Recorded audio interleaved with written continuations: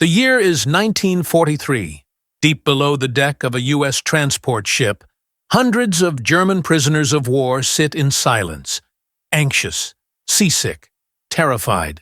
They've been captured in the burning deserts of North Africa, and now, after weeks of crossing the Atlantic, they're about to step onto American soil. They've been told Americans are brutal, savage, merciless, but what they're about to see will destroy everything they believed. When the ship docked at New York Harbor in late 1943, sunlight poured down on the deck. The German prisoners were ordered topside, hands raised, faces pale, eyes adjusting to the blinding skyline. And there it was. New York City, towering skyscrapers, endless docks, massive cargo ships unloading in every direction, factories puffing smoke into the morning sky, cranes moving day and night. It wasn't the starving, chaotic America Nazi propaganda had described. It was a machine, alive, loud, unstoppable. Corporal Werner Krauss, captured at the Battle of Kasserine Pass, later said, "We'd been told America was weak, a collapsing democracy that couldn't fight long. But when I saw New York Harbor, I realized we'd been lied to. It looked like a country that could fight forever." For the first time, many German soldiers saw what true industrial power looked like. And deep down, they felt it. Germany could never match this. The prisoners were herded off the docks and onto waiting trains. But these weren't cattle cars or filthy freight wagons like they'd used back home.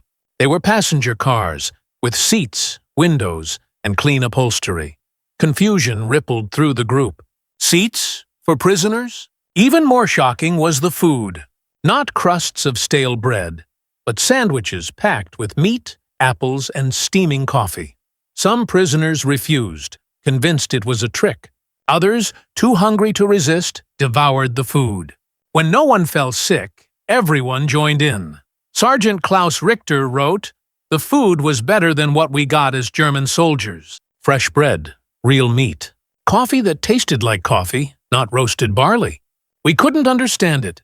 As the train rolled south for days, the men stared out the windows at an America that seemed to go on forever. Fields, highways, industrial yards stretching for miles. The sheer scale of it was overwhelming. Germany was powerful, but this was something else entirely. A nation that could outproduce, outfeed, and outlast anyone. When the train finally stopped, the air was hot and heavy. They'd arrived somewhere in the American South, maybe Texas, maybe Arkansas.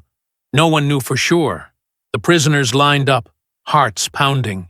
They expected shouting, beatings, chains. But the guards were calm, professional. No screaming, no blows. Just clear orders. Their first stop? Medical inspection. American doctors, real physicians, examined every man.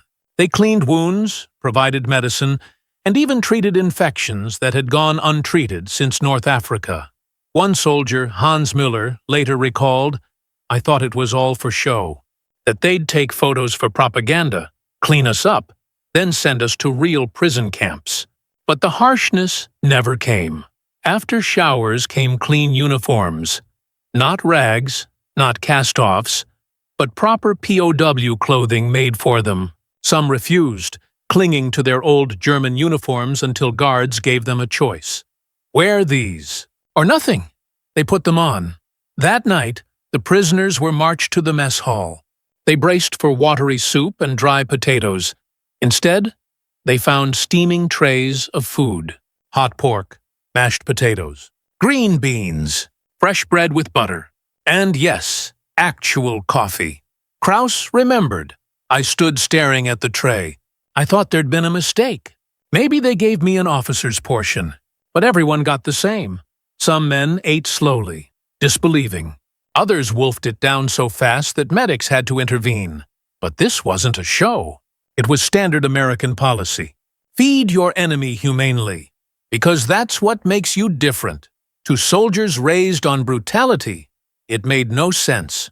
The enemy was showing mercy and respect. That night, they entered their barracks, rows of wooden buildings, neatly built, lit with electric bulbs.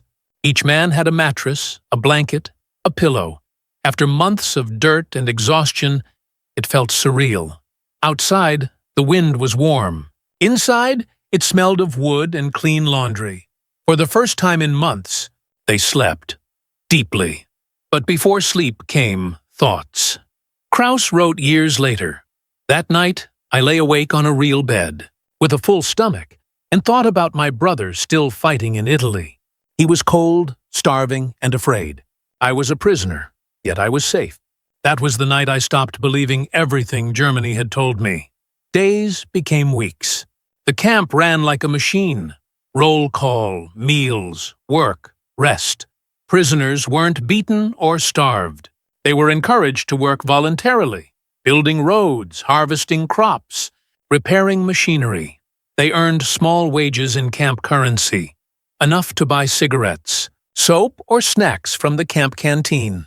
There were libraries, classrooms, and even sports fields. Soccer matches between prisoners became weekly events. Some men studied English or American history, and when they wrote letters home, describing their good treatment, many families back in Germany didn't believe them. Those letters contradicted everything Nazi propaganda claimed about American cruelty. The truth was dangerous. So many of those letters were censored before they reached home. Still, word spread. Captured soldiers began to understand that America wasn't weak. It was wealthy, organized, and confident enough to show mercy. The POWs talked for hours at night about what they'd seen, what it meant. Some thought it was softness, that Americans didn't have the iron will of the Reich, but most knew better. As one prisoner said decades later, "We realized this wasn't weakness, it was strength. A country that could feed its enemies so well while fighting on 2 continents was unbeatable." They'd been told America was decadent and doomed, but now they saw an industrial titan with enough food, medicine, and manpower to fight across the world and care for its captives. That understanding broke something inside them. For many, it was the first step toward seeing the truth. The war was lost, and they were fighting for the wrong cause. When the war ended, most POWs were sent home, but the experience stayed with them forever. Many returned to Germany and spoke openly about how they'd been treated. Some became teachers, engineers, and advocates for democracy. A few even returned to America to live. They carried one lesson: humanity is strength. And decades later, when historians interviewed them, they all remembered the same moment, that first day in America. The day they stepped off the ship expecting hatred and found dignity instead. In every war, there are battles fought with bullets, and others fought with decency. For these men, America's greatest weapon wasn't the bomb or the rifle. It was compassion. The day they arrived in America was the day they realized what real power looks like.